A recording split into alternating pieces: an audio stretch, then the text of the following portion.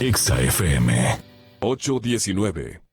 Y estamos de regreso ya y saludamos de inmediato al señor ingeniero Marcos López, delegado del presidente de la República ante la Junta Bancaria. Al saludarle, el tema que les queremos proponer, porque se integrarán también ya el ingeniero Javier Díaz y el doctor Pablo Zambrano, el titular de la Cámara de Industrias y la Producción. Ingeniero López, buenos días, bienvenido. El tema de los créditos, el tema del costo del dinero, de las tasas de interés, por lo tanto, y la Junta Bancaria tiene ya una resolución que se ha discutido, que la hemos visto, que deja un poco también a la negociación, y como que esa puede ser un buen camino. ¿Cómo observa usted el tema de los recursos, del costo del dinero, y desde la Junta Bancaria, qué nomás se puede hacer? Bienvenido, buenos días, ingeniero López. Buenos días, muchísimas gracias, Francisco, por la invitación. El tema de la resolución que acabamos de emitir, primero es para dar un respiro a las personas que han sido afectadas por el COVID. Y cuando digo personas, me refiero a personas naturales y personas jurídicas, empresas y personas naturales. Evidentemente, cuando se emitió la resolución, pensamos que en los 90 días que se había dado, podíamos estar en una mejor situación. Pero dada la realidad sanitaria que vive el país y dada la realidad económica que sigue viviendo el país, se decidió que se amplíe el plazo del tiempo en el que pueden acercarse las personas a reestructurar sus créditos, y que las personas que lo hicieron ya por primera vez y que de alguna manera justificadamente no lo han podido pagar, también se puedan acoger a un segundo diferimiento. Ahora, ¿por qué es un acuerdo negociado? Ya. Es un acuerdo entre las partes y no una obligación. Primero, tenemos que estar conscientes de algo. Existe lo que se llama la responsabilidad del depositario. Y en la responsabilidad del depositario, la persona que intermedia recursos, el sistema financiero, es responsable no solo de prestar el dinero, sino de captar el dinero. Entonces tiene que responder a los dos lados. No solamente tiene que responder al lado de las deudas, no solamente tiene que pensar en el deudor, tiene que pensar también en el depositante. Y la Junta de Regulación Monetaria y Financiera, que tiene que velar por la estabilidad del sistema financiero, tiene que pensar en la economía en su integridad. Entonces, si la cadena de pagos se ha roto, ¿verdad? Porque no se han recibido ingresos. Exacto. Pero por el lado del sistema financiero, los pagos no se han roto. Por el lado del sistema financiero, si uno se acerca a cobrar un cheque, se lo pagan. Claro. Si usted se acerca a retirar su depósito, se lo pagan. Es decir, los bancos siguen pagando sus pasivos con toda normalidad, porque la Constitución prohíbe que se haga una reestructuración de esos pasivos. Entonces, este es un tema en el que tenemos que colaborar todos. El que puede pagar, entonces que continúe pagando. El sector que ha salido beneficiado con el tema del COVID puede ayudar a seguir pagando y a seguir manteniendo ese circuito de pagos. El que no ha recibido ingresos, el que no ha podido tener ingresos durante todos estos tiempos, las personas que no han podido tener ingresos y que han sido realmente afectadas por el COVID, entonces hay que darles el oxígeno necesario para poder continuar. Pero no podemos asfixiar a la banca, al sistema financiero, a las cooperativas, porque el sistema financiero no solamente es banca privada, es banca pública, es banca privada, son cooperativas. No podemos asfixiar al sistema financiero en general, diciéndole, ¿sabes qué? Aquí probablemente todo el mundo estuviera contento de decirse durante los próximos 6 meses simplemente no me paguen nada. no cobren nada, pongamos las tasas de interés al 5%, vamos a dar 6 meses de gracia o un año de gracia para que todo el mundo se olvide de las deudas y retomamos después de un año el tema de las deudas. Entonces, eso nos aplaudiría a todo el mundo, pero nosotros, por lo menos en lo personal, no estoy...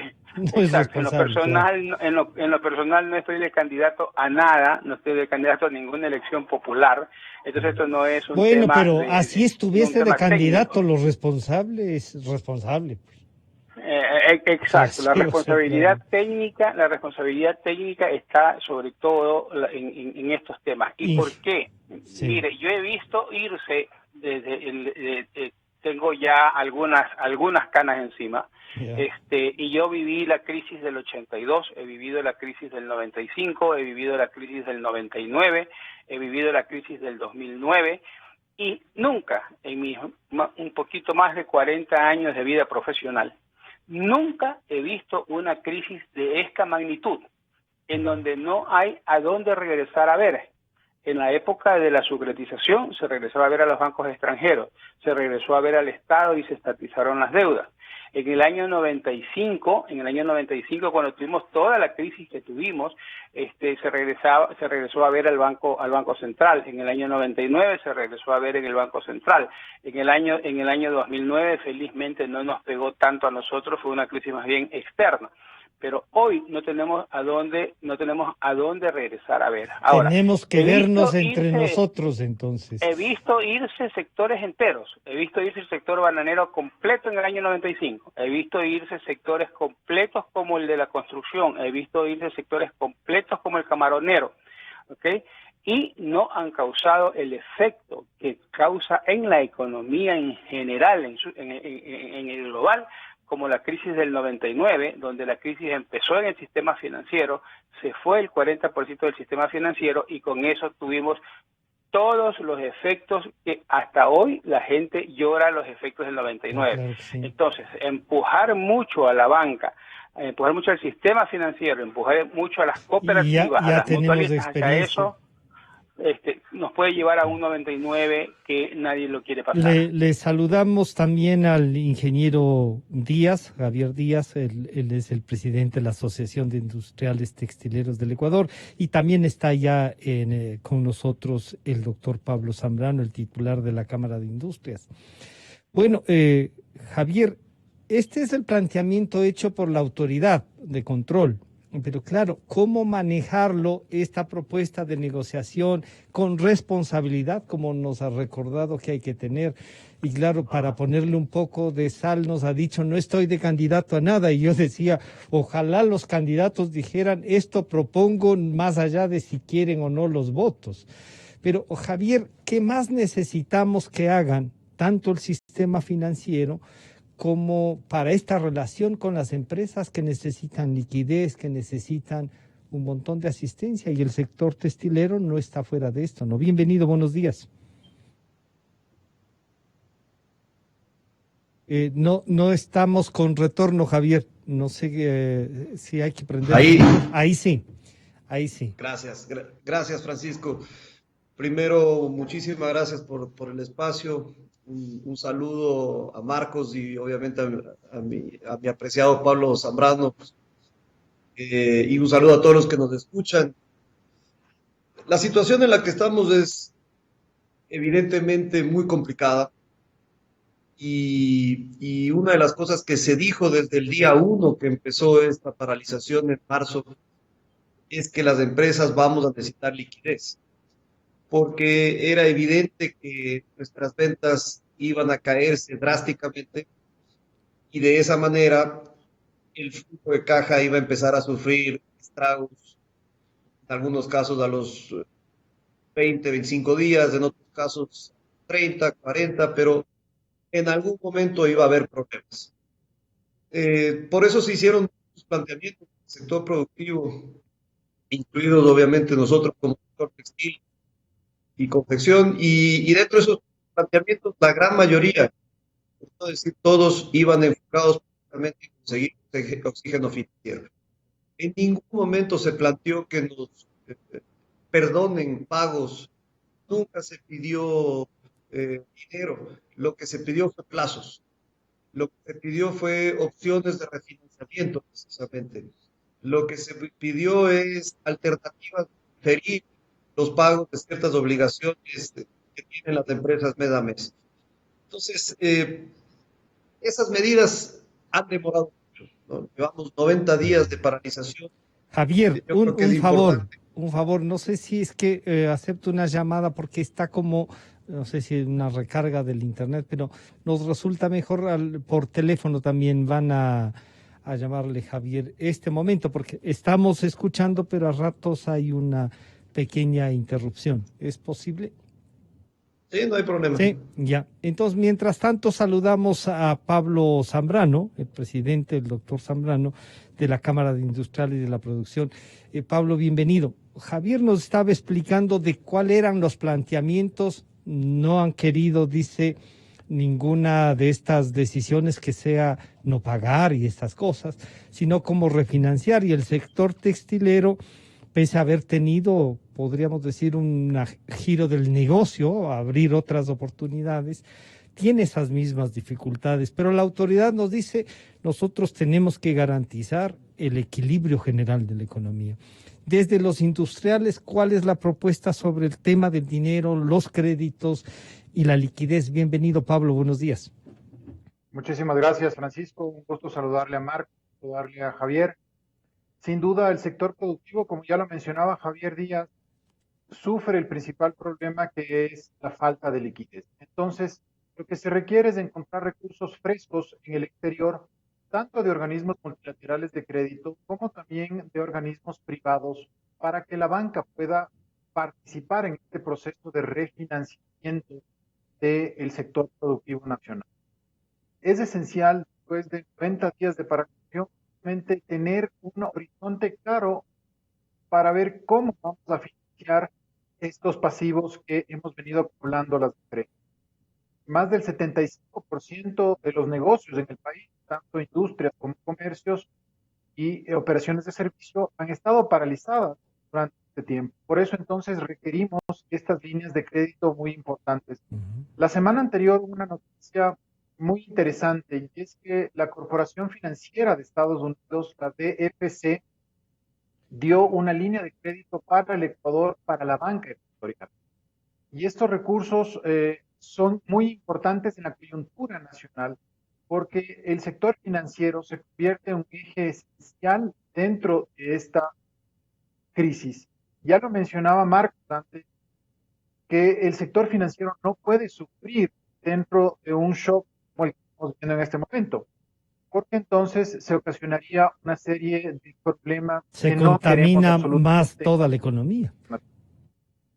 Exactamente, la economía tiene que estar sólida y un puntal de la economía es El el sistema financiero. Por eso financiero, ¿no? entonces hay que hacer estas negociaciones inteligentes que les permita a los bancos bajar su cartera, es decir, no castigar cartera, sino Eh, todo esto que se nos ha dicho, si bien hay un giro de negocio que podría ser trabajar en nuevas áreas desde el sector textilero, ¿qué otras opciones tienen con el costo del dinero, el financiamiento? Pablo nos ha dicho y ha reconocido el tema de que ya viene financiamiento desde afuera. Los Estados Unidos me parece que sumarían como 350 millones de dólares.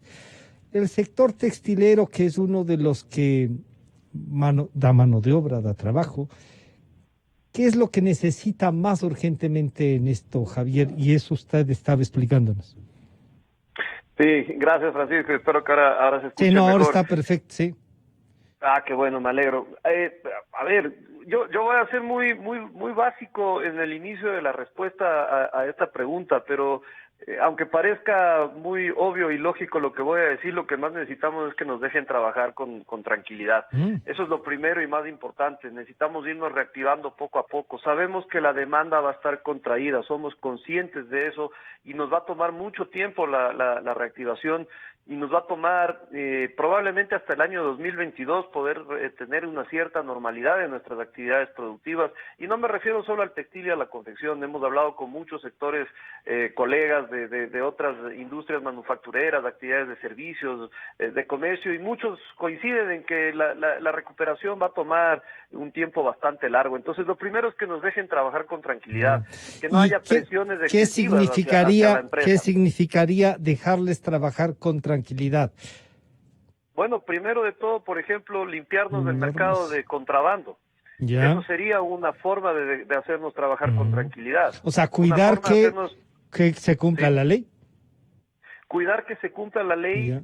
En los que son absolutamente ajenos a la ley, y dejar a los formales que hagamos nuestra actividad en paz, sin llenarnos de controles y sin llenarnos de trabas burocráticas. Controlar a los ilegales y facilitar el trabajo de los legales. Eso correcto, es lo que nos está diciendo. Correcto, estimado Sí. Francisco. Y mire, le voy a poner un ejemplo básico que hemos tenido que sufrir durante estos 90 días. El sector textil y confección ha tenido que reinventarse, ha tenido que redireccionar su producción hacia las famosas prendas de protección, empezando por las mascarillas, los overoles, bueno, un sinnúmero de prendas de protección para el tema de la pandemia. En fin, nuestras mascarillas reutilizables de tela, fabricadas por empresas formales, son más de 14 empresas de la IT que se han sumado a un clúster de fabricación de mascarillas, con otro grupo de casi 12 más que hacen las telas, los elásticos, etcétera. Bueno, nos obligaron a obtener registro sanitario. Perfecto, somos formales, vamos a hacer el trámite. Llevamos 2 meses, estimado Francisco, ¿Y no hay para obtener registro? registros sanitarios, y tan solo 4 de las empresas fabricantes de mascarillas han logrado hasta aquí obtener los registros. Cuando hemos encontrado en el mercado un sinnúmero de productos importados que tienen registro, y aparte un montón de productos que se venden sin registro. Entonces, los formales estamos obligados a someternos a unos pasos y a unos trámites que son lentísimos, mientras que el resto hace su negocio, y la plata se sigue yendo del país en importaciones. Ventas locales de enero a abril del 2020 en el sector textil y confección, $199 millones, cuando en el 2019, en el mismo periodo, habíamos vendido casi $400 millones. Entonces es evidente la caída del sector textil y confección en sus ventas, como para tener que además sufrir este tipo de trabas y este tipo de controles excesivos. Entonces sí, financiamiento es importantísimo. Incluso yo hablé con el ministro de Finanzas cuando se anunció esta línea de reactivación, de créditos para la reactivación, y que lastimosamente se había puesto un tope para empresas que vendían hasta $2 millones, cuando las medianas son las que venden hasta 5, ¿no? Hablé con el ministro, le pedí que se amplíe, hablamos también con el viceministro de Industrias y le pedimos lo mismo. Financiamiento es clave, pero si no podemos vender, si tenemos trabas, si estamos llenos de controles, ¿cómo vamos a reactivarnos por más financiamiento que tengamos y por más acceso a unas tasas un poco más convenientes, ¿no? ¿Qué tan real va a ser el acceso al financiamiento? Eso también nos preguntamos. Hemos tenido un taller hace pocos días con el Ministerio de Finanzas y el Banco del Pacífico. ¿Qué tan real va a ser llegar a tener acceso a esos créditos? ¿Qué tan rápido? ¿Cuáles van a ser las garantías? ¿Qué otros costos va a haber detrás de esos créditos? Es importante conocerlos para que tengamos acceso. ¿O solo se le va a permitir acceder a ciertos segmentos de la economía y otros que necesitemos, como son las empresas grandes o medianas, vamos a estar excluidos de estas opciones? Eso hay que verlo. Aquí hay una cadena muy larga, estimado Francisco, y quienes nos escuchan. Yo creo que eso nos puede ayudar. Cae, las demás también. Claro, eso nos puede ayudar a un poco a ver, que es el representante del presidente de la República en la Junta Bancaria. Así que el ingeniero Marcos López, ¿cómo recomendar todo lo que nos ha dicho Pablo Zambrano y Javier Díaz? ¿Cómo recomendar en política pública? Claro, uno dice, el ministro de Finanzas podría un poco tener una mayor apertura a un sector el que él representó. Pero no, ni al que representó ni al que no ha representado. No nos ha dado, a ratos algunos dicen pie con bola, otros dicen no, hay que reconocer que ha hecho cosas. Marcos, ¿cómo responder desde la política pública y qué nomás se puede hacer para el acceso a ese financiamiento que Javier con justicia nos dice, oigan, no solo el más pequeño, también el mediano y el grande sí van a necesitar? El tema de liquidez es importante y eso ayuda a salvar trabajos. Marcos. Bien, Francisco, hay tres cosas que se han hecho, o cuatro cosas que se han hecho.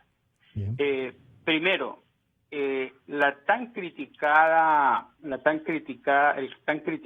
pago de la deuda, de una parte de la deuda externa, los famosos 340 millones de dólares al exterior, es lo que nos ha permitido que los mercados internacionales no se le cierren al país, como le está sucediendo a Argentina, y que nos puedan llegar líneas del exterior. Entre esas líneas del exterior, efectivamente, una de esas son las que se acaban de mencionar, para el sector privado. Esa es una parte del tema en donde hay una contraparte de la banca local. Ya están aprobados 100 millones y para otro banco están aprobados 200 millones. Es decir, allí hay 300 millones a los que se va a poder acceder. La CFN está ya en los últimos pasos para una línea de crédito que viene directo del BID para la CFN, para la gran industria.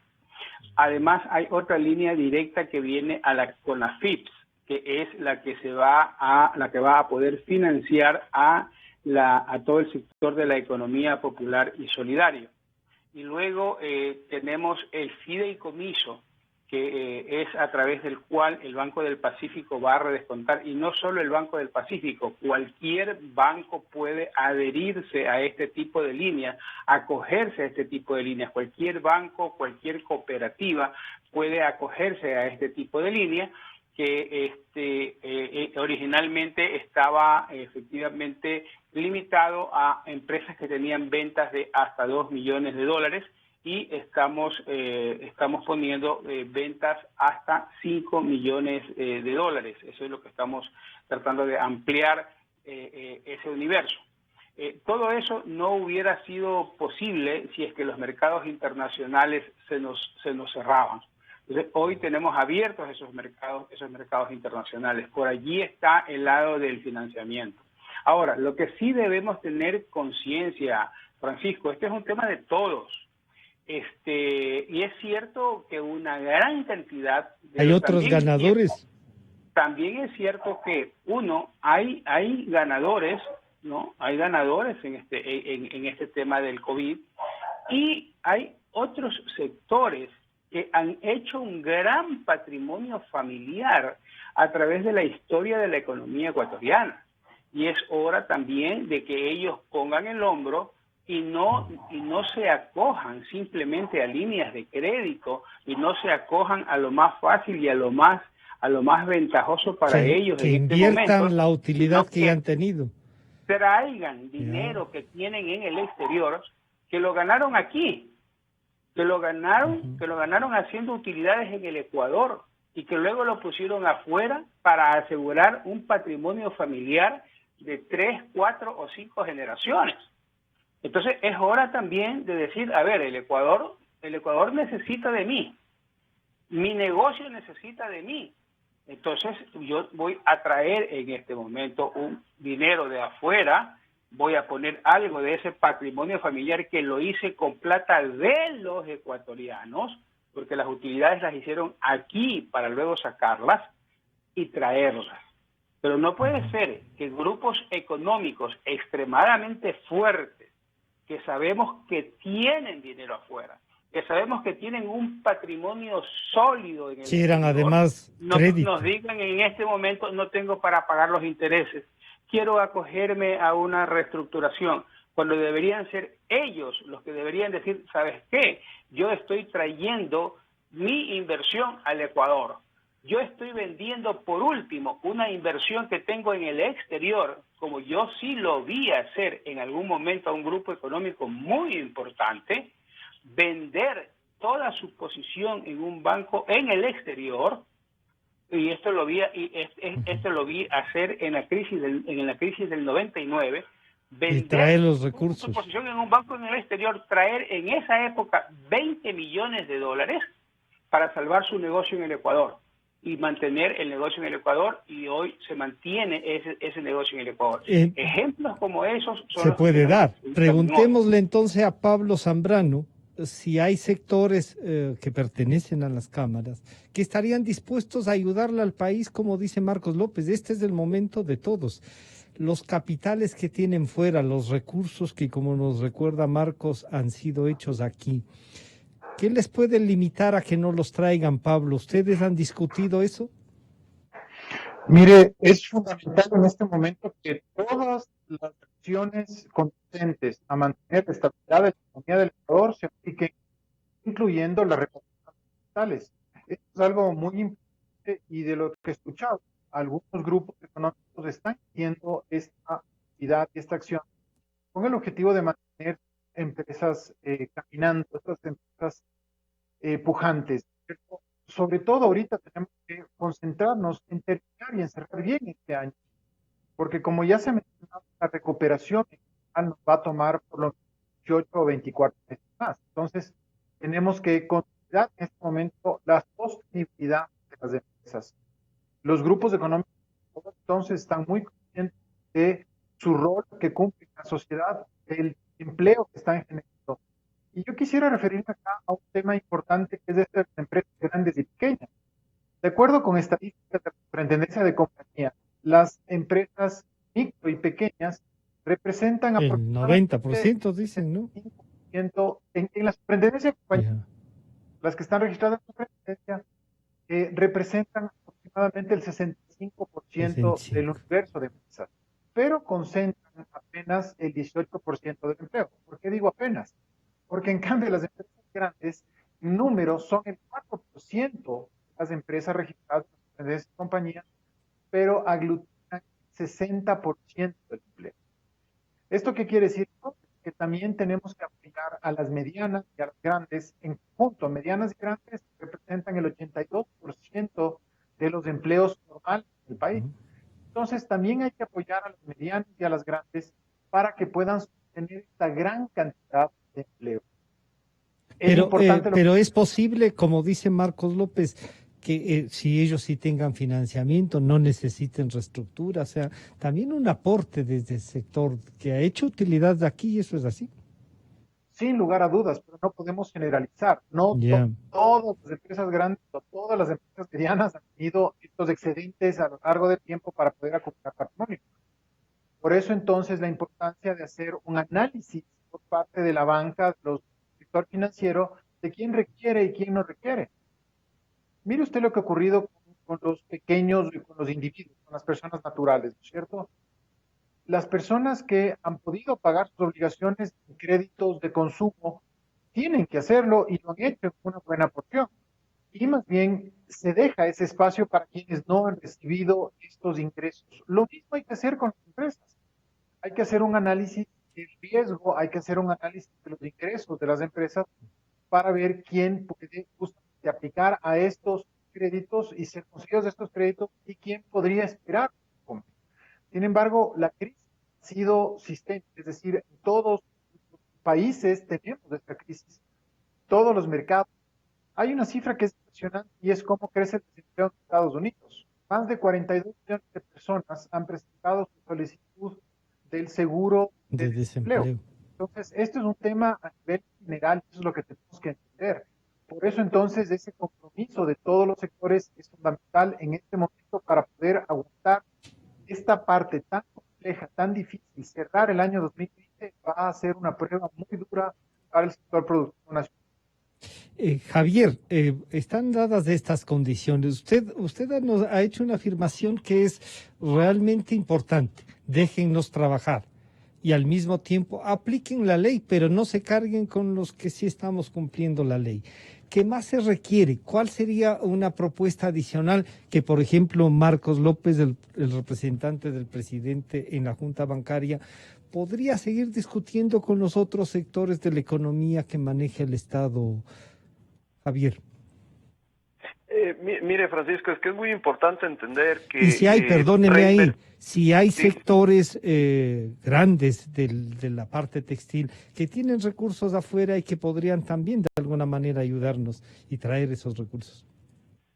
Sí, mire, Francisco, yo creo que hay que entender que la reinversión la inyección de recursos tiene que venir acompañada de que si las ventas no se van recuperando y no se van generando ingresos y no se va generando un verdadero negocio, entonces es muy difícil hacer esa reinversión. Entonces, el mensaje al gobierno es precisamente que tenemos que reactivar la economía, y una forma de hacerlo es inyectando recursos, obviamente, pero otra es limpiando el mercado de todo lo que es comercio ilícito, de importaciones baratas que provienen de la China, subfacturadas. Es hora que la aduana aplique ya una medida de subfacturación urgente para que nos para que nos dejen de seguir goleando como país los que hacen trampa. Es que eso es lo que tiene que concentrarse en este momento el gobierno nacional, en darnos espacio a los formales, porque hay que defender el empleo, estimado Francisco, hay que defender las plazas de empleo de los ecuatorianos. Tenemos que impulsar el consumo del producto de calidad hecho en el Ecuador por empresas formales, sean pequeñas, sean medianas, sean grandes, eso no importa el tamaño. Aquí lo que importa es que sea un buen producto, accesible para el consumidor, pero sobre todo que genere empleo. Nosotros somos un sector que generamos plazas de empleo especialmente para mujeres. 170,000 personas dependen del textil y la confección de forma directa en el Ecuador, y más del 70% son mujeres, y la mayoría de ellas cabeza de familia. Cabeza de familia. Esos hogares se están quedando sin ingresos porque se destruyen las ventas, y las ventas se las están llevando los vivos, y eso se tiene que acabar. Eso es lo que se tiene que entender. El problema no es si los grupos económicos grandes traen o no sus recursos, que lo deben hacer, Pero y lo que harán también ayudaría, libremente. claro, que también ayudaría. Francisco, lo deben hacer y lo harán libremente, pero también en función de las expectativas de negocio que hay detrás de esa inversión. Entonces, se necesita hoy más que nunca la acción pública en ese sentido. Se necesita hoy más que nunca que la compra pública sea 100% para productos ecuatorianos en los que haya fabricación nacional de calidad. No es posible que la compra pública se vaya a productos importados cuando hay oferta ecuatoriana. Eso no se puede permitir. Esos recursos también son de todos los ecuatorianos. Y eso sí son en función de aportaciones que han hecho, entre otros, la empresa privada. Entonces, eso es lo que se necesita. Ahí es donde está el gran reto en este momento como país. Unirnos para sacarlo adelante. Mirarnos hacia adentro también. O sea, si bien hay que mirarnos hacia adentro también, entonces, claro. Correcto, entre Francisco, todos podemos que también ver hacia adentro. Ya. Mire, aquí tenemos que llegar a alianzas entre privados. Nosotros estamos promoviendo una reunión, por ejemplo, con los grandes importadores de ropa y textiles de hogar del país, para ver si encontramos espacios en sus perchas para nuestros productos. Estamos generando alianzas con el sector turístico, que es un sector sumamente afectado por esta pandemia, pero que van a seguir luchando por sus trabajadores. Estamos buscando alianzas para que todo lo que utilizan, manteles, sábanas, edredones, toallas, sean hechas en el Ecuador, sus uniformes de trabajo, sean ecuatorianos. Porque eso es lo que se necesita, Francisco. O sea, yo creo que ya es hora de pero también cuidar la calidad y el costo. Pero por supuesto, calidad, costo, precio, claro, accesibilidad en cuanto a volúmenes de oferta. Miren, nosotros tenemos un sinnúmero de fábricas formales que trabajan bien, que exportan incluso para demostrar que hay calidad. Pero ya hay que romper este mito de que lo ecuatoriano es malo y lo de afuera es bueno. Eso no es cierto. No es verdad. Así es. Eso Marcos, no es cierto. Marcos, aquí hay dos planteamientos. ¿Cómo llevar desde la Junta Bancaria estos planteamientos que pueden motivarnos a una mejor producción? Y recordar también, es que lo que usted ha dicho de los capitales fuera es importante, pero le dicen, oiga, también no me pida que traiga cuando no tenemos una claridad para el futuro, como nos recuerda Javier. ¿Qué decir a esto, Marcos? Bien. Mire, yo rescato tres reflexiones hechas por Javier. La una es déjennos trabajar y con justísima razón. Y voy a conversar con el ministro de la Producción, porque desde allí se ha dado órdenes clarísimas al ARCSA, que es quien entrega los registros sanitarios y donde se hacen todos los trámites para los registros sanitarios, para que se le dé absoluta atención y prioridad a todo lo que es los temas nacionales y sobre todo para el tema de salud. Entiendo que el sector textil está haciendo una reorientación. Sí. Por ejemplo, en este momento las telas antifluidos son telas que se están necesitando mucho en el tema salud. Así que el tema de mascarillas, por ejemplo, se estaba pidiendo que rápidamente se entreguen esos registros sanitarios. Evidentemente no podemos simplemente decir este es un trámite cualquiera y hágase en 24 horas. Sí. Pero 2 meses.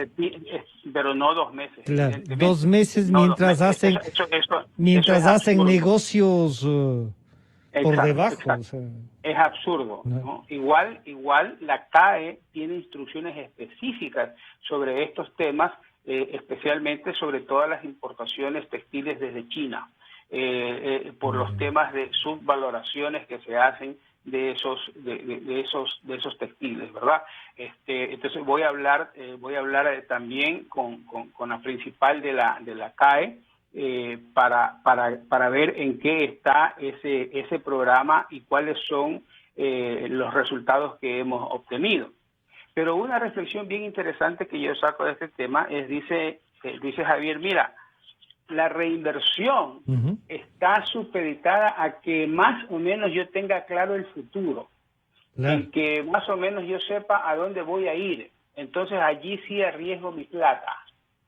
Pero la plata de los depositantes, entonces esa sí hay que arriesgarla sin saber el futuro que tenemos.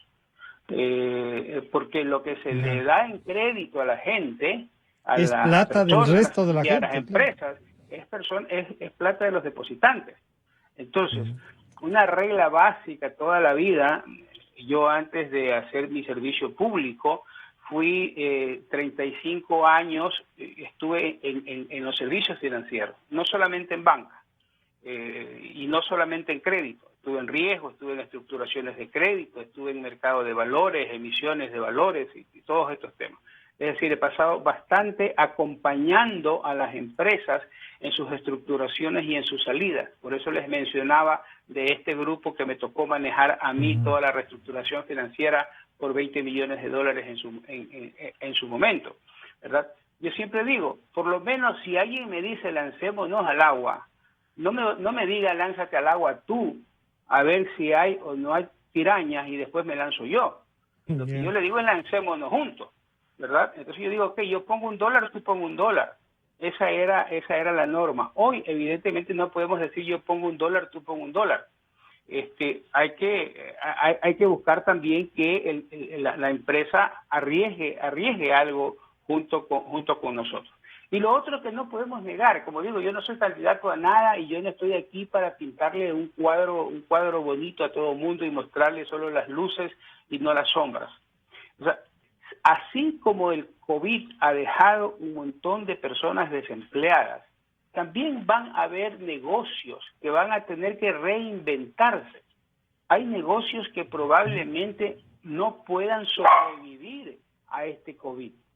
Y si no van a poder sobrevivir a esta crisis, deben tener algo para avanzar. No tiene sentido de que se ponga dinero bueno de los depositantes, lo que se llama poner dinero bueno sobre dinero malo. Es como que yo lo siga manteniendo en una crisis de oxígeno, siga manteniendo como oxígeno a alguien que cerebralmente está muerto, ¿verdad? No tiene sentido desperdiciar ese oxígeno, con ese oxígeno puede salvar la vida de otras personas.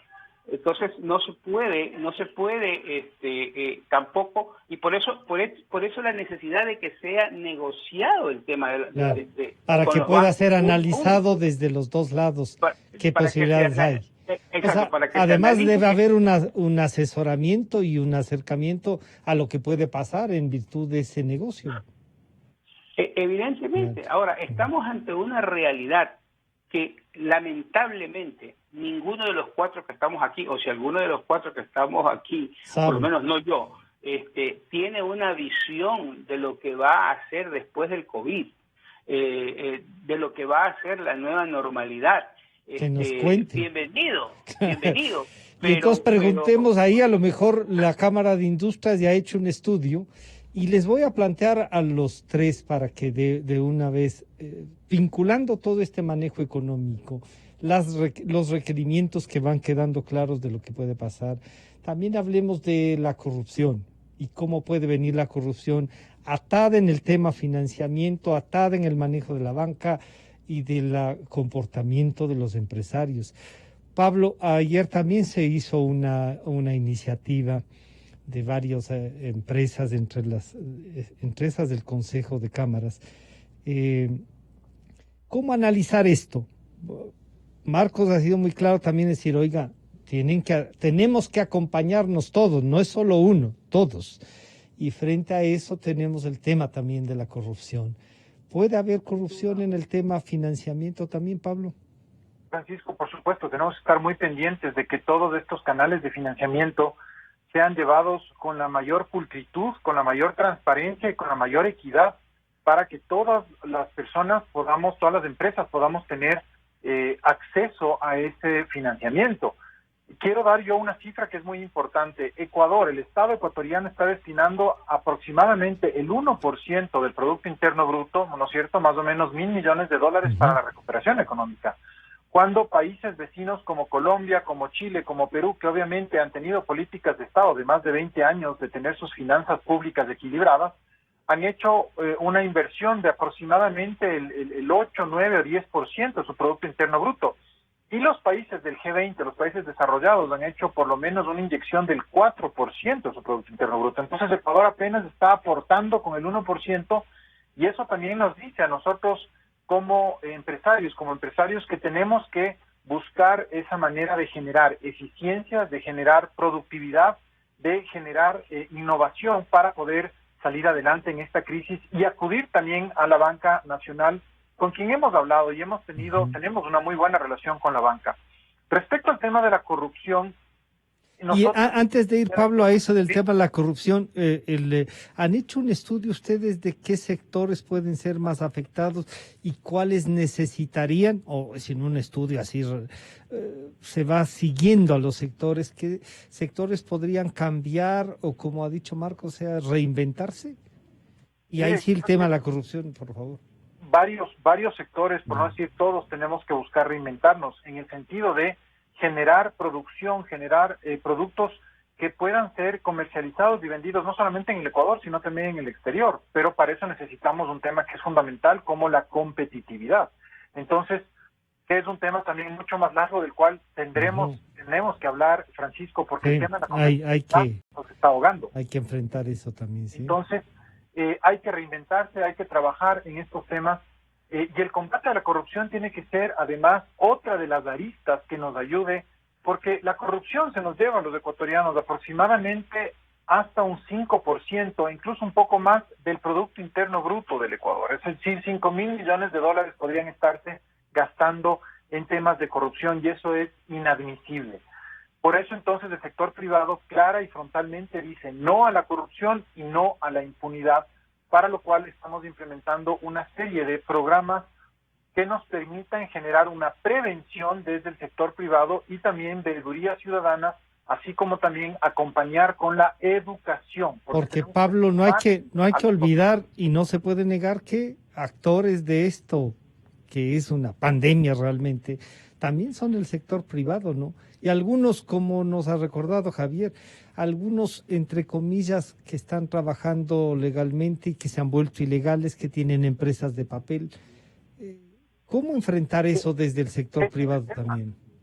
¿Cómo enfrentar, Francisco? La respuesta es a través de tener estrictos códigos de ética y que las cámaras de la producción aceptemos dentro de nuestro seno a aquellos empresarios que realmente demuestren su compromiso ético con el país, sus inversiones, ¿no es cierto? Que no tengan estas empresas fantasmas, estas empresas de papel, como ocurrido con los corruptos, a quien yo sí rechazo que se los llame empresarios. Estas personas lo que son corruptos, son personas que han incumplido la ley y que están siendo procesados en este momento por la Fiscalía. Entonces, al pan y al vino vino. No podemos decir que estas personas son empresarias, sino que estas personas lo que están haciendo es utilizar vehículos societarios, dígase empresas, para cometer fechorías y precisamente para organizar todo un sistema de corrupción que realmente asquea y no podemos dejar que esto se quede en impunidad. Por eso nuestro apoyo restricto a la fiscal, a la Policía Nacional y a los órganos de control que están luchando contra la corrupción. Tenemos que hacer de esto una cruzada nacional desde todos los sectores. Javier, se decía, vamos a hacer un acompañamiento entonces, Javier, no solo, como dice Marcos gráficamente, no solo láncese al agua a ver si hay pirañas. Pirañas siempre parece que vamos a tener. ¿Cómo hacemos que alguien entre al agua y alguien le golpea a la piraña para que no nos acabe, Javier? Es una buena pregunta, pero yo quisiera tal vez precisar un par de temas de lo mencionado por Marcos. Primero, agradecerle muchísimo por tomar nota sobre estos dos grandes temas, y me parece que debo precisar que sobre todo desde el Viceministerio de Industria, del viceministro Jackson Torres, del subsecretario de la Calidad, Hugo Quintana, ambos y sus equipos de trabajo, ambos han estado acompañándonos muchísimo en este rollo que nos ha generado el ARCSA para los registros sanitarios, así que ojalá Marcos pueda ayudarnos también a destrabar ese problema. Y lo mismo con la directora de aduana, que ojalá también ella entienda que se nos están robando la plata, como bien decía también hace un momento Pablo, se nos están robando la plata también por la vía de la subfacturación, y que hay que perderle el miedo a aplicar medidas que correctivas a este asunto, a pesar de que pueda haber gente que se queje, pero hay que perderle el miedo a combatir a la corrupción. Ahora, sí debo ser preciso también en otra cosa. Nosotros hemos planteado claramente que para invertir, no es que nosotros hemos planteado, estoy haciendo una reflexión realmente, para invertir se necesita tener una perspectiva, una expectativa de negocio, ya sea recursos propios, ya sea crédito, ya sea una emisión de títulos, lo que sea, ¿no? Es con una perspectiva de negocio. No se pide una deuda para luego no pagarla y jugar con los recursos de terceros, eso jamás.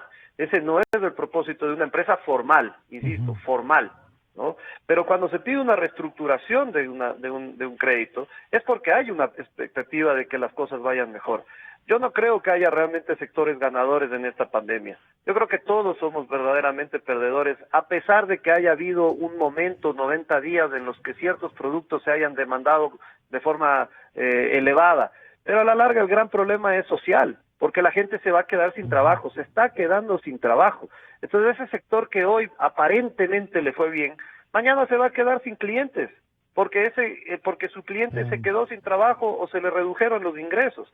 Entonces a eso es a lo que me refería con la reflexión. Aquí no queremos jugar con los recursos de nadie, ni con los nuestros tampoco, por supuesto, pero se necesita una expectativa de futuro. Y ahí es donde entra este combate a las pirañas también, que se nos están llevando los recursos que tan importantes serían tenerlos para el sistema de salud, para dinamizar la economía, para ayudar a que haya actividad productiva. Mire cuánto bien nos vendrían esos 5,000 millones que mencionaba Pablo, que por lo menos se nos va en corrupción. Cuánto bien nos vendría en este momento para que ahí sí haya dinero para poder sostener empleo, para poder sostener familias. Eso sería fantástico, y para poder invertir en el sistema de salud de forma correcta, ¿no? No con sobreprecios, y comprando nacional en donde haya productos. Entonces, esto es lo que tenemos que discutir. Como país tenemos una respuesta para eso, ¿sí? Exacto, Francisco, exacto, debemos tener, y por eso, por ejemplo, en los últimos 2 años, solo en evasión tributaria por su facturación de productos textiles, principalmente de origen chino, se han perdido 70 millones de dólares en aranceles e IVA de importación. 70 millones de dólares.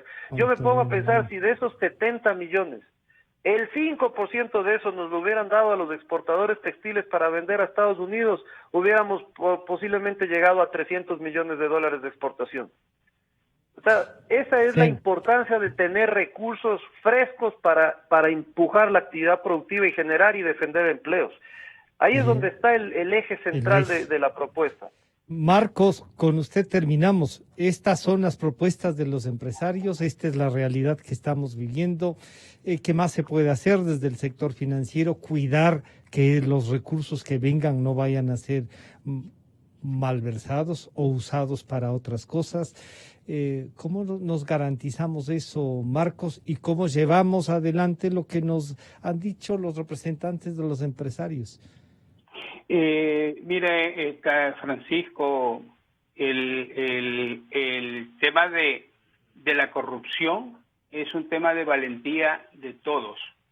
Yo aplaudo la actuación y mi respaldo absoluto a la señora fiscal. Ella está haciendo todo lo humanamente posible y lo no humanamente posible por este combate de la corrupción.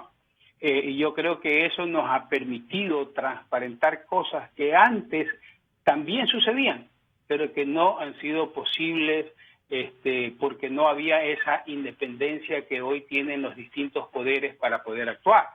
Hoy qué bien nos vendrían los 1.300 millones de dólares que están regados en Cascajo y en un cerramiento en el Aromo, o qué bien nos vendrían los más de 300 millones de dólares gastados en 2 aeropuertos que no se utilizan, o qué bien nos vendrían los 2.000 millones de dólares que se gastaron impunemente en la refinería de Esmeraldas y que no ha servido para nada. O qué bien nos vendrían los 36 millones de dólares gastados en el edificio de UNASUR. O los 70 millones de evasión tributaria, como nos ha recordado Javier. O los 70 millones de evasión tributaria en la parte textil y todo lo que es evasión tributaria. Uh-huh. Qué bien nos vendría todo eso. Lo que es corrupción, Francisco, hay que atacarlo y hay que atacarlo de raíz. Y la raíz inclusive está en la misma familia.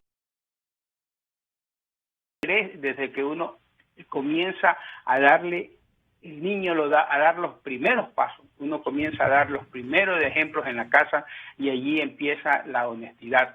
Y cuando el hombre ya está torcido, lo que merece es la cárcel. Y en situaciones como estas, en donde jugaron con la vida de los ecuatorianos, en donde el hecho de $1 robado significó que alguien pierda a un ser querido, realmente no tienen ni perdón de la justicia ni perdón de Dios. Muchos de los ecuatorianos que estamos en el gobierno prácticamente donamos nuestro tiempo para estar allí.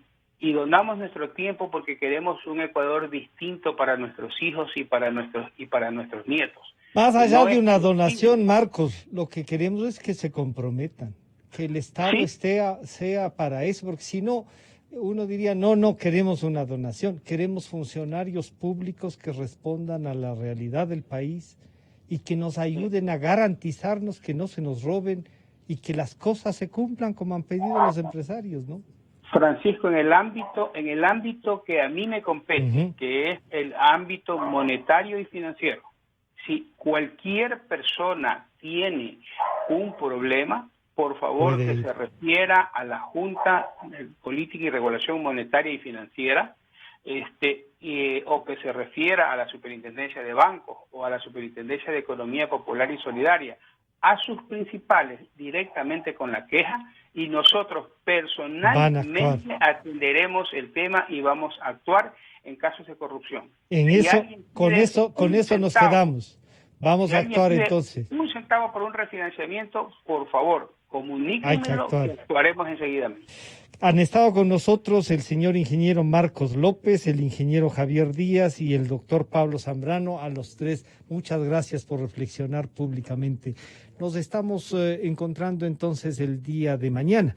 Por ahora esta ha sido la tarea, siempre buscando la verdad, como nos recuerda Gonzalo Rosero. Hasta mañana entonces. Estamos aquí para acompañarte. ¿Sí?